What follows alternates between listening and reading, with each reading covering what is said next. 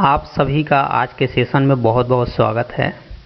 और जो लोग नए हैं उनको मैं सूचित करना चाहूँगा कि ये जो सीरीज़ हम लोगों ने स्टार्ट कर रखी है, इसमें कहीं भी प्रश्न को सॉल्व करके हम लोग ऑप्शन को सेलेक्ट करने की कोशिश नहीं कर रहे हैं।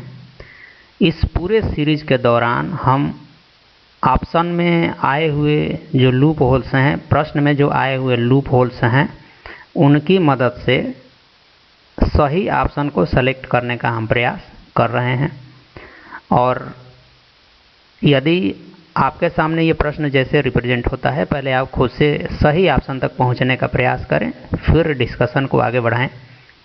तो चलिए बढ़ते हैं और देखते हैं कि क्या है प्रश्न में और कैसे इसको हमको देखना और समझने की ज़रूरत है। तो इस प्रश्न में कहा है कि विभिन्न धनात्मक मानों के समुच्चय के लिए निम्न में सत्य है। यानी यहाँ पे ये ध्यान रखना है, एक तो वर्ड दिया है विभिन्न और क्या दिया है, धनात्मक मानों के लिए। तो जब विभिन्न धनात्मक मानों के लिए, एक बात तो हम समझते हैं कि ये जो ऑप्शन में दिया है अर्थमेटिक मीन, जियोमेट्रिक मीन और क्या दिया है, हार्मोनिक मीन।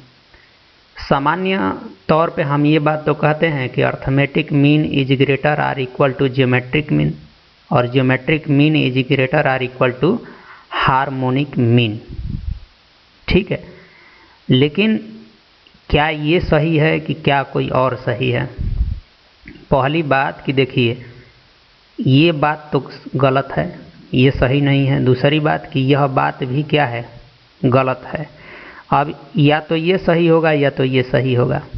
देखिए, अगर यहाँ पे विभिन्न धनात्मक मान नहीं कहा होता, विभिन्न, ठीक है, विभिन्न नहीं कहा होता, तब तो ये बात सही होती, तब ये बात सही होती।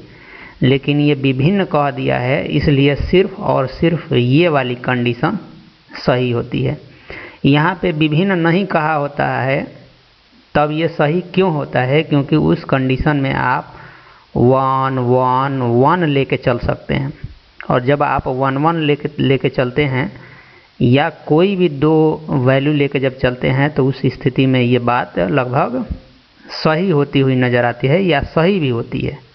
ठीक है, लेकिन यहाँ पे चूँकि अब विभिन्न कह दिया है, ये अलग अलग होने चाहिए। यानी कि आप ए ले सकते हैं एक और दूसरा मान क्या ले सकते हैं, बी। तो उस कंडीशन में ये वाला रिजल्ट सही होता है। तो इसको आप ध्यान में रखें, हल्के से ध्यान में रखने की ज़रूरत है आपको। चूँकि कंपटीशन में जाना है तो वहाँ तेज़ी भी दिखानी है, इसलिए कुछ रिजल्ट्स तो हमारे दिमाग में होने चाहिए। तो मैं आशा करता हूँ कि ये छोटी सी ही बात है, आपको समझ में आई होगी। मेरे साथ अब तक बने रहने के लिए आप सभी को बहुत बहुत धन्यवाद। मिलते हैं किसी अगले सेशन में। धन्यवाद।